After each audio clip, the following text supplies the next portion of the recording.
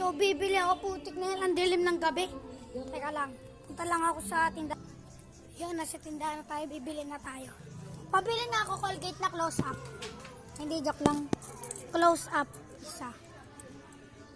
10 ba? Oh, tapos biscuit. Yung ganon, yung mahaba. Yung mahaba na dumuro. Ito, ano to? Ayan, oh. Nakita. Ayos mata. Kulang to, 3 to, ah. Ito ba? Ilan? 2. Yung chocolate. Dapat yung mahaba. Yan. Mahaba to. Tapos. Para saan to? Sa biscuit. Pinababay. Pumasok na naman tayo sa dilim na gabi. Ang gabi talaga ng dilim, no? Ito na yung Colgate na close-up.